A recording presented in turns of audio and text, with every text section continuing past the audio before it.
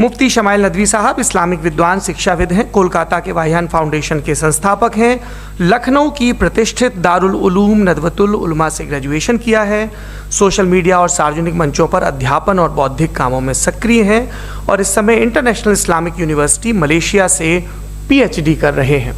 अच्छी बात यह है कि पढ़ाई के साथ साथ ट्रैवल ब्लॉग भी बनाते हैं। पेट्रोनस टावर के सामने का ब्लॉग हमने देखा। हमारे साथ जावेद अख्तर साहब हैं। जावेद अख्तर साहब कवि हैं, शायर हैं, गद्य भी लिखते हैं, फिल्मों के लिए संवाद लिखे हैं, गीत लिखे हैं।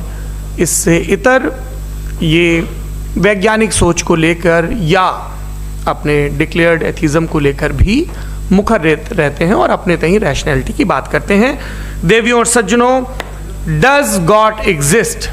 इस सवाल का जवाब सब अपने अपने तहीं खोजने की कोशिश कर रहे हैं। कोई इसको गॉड डैम पार्टिकल की खोज बताता है, कोई गॉड पार्टिकल की खोज बताता है, कोई हिग्स बोसान की खोज बताता है।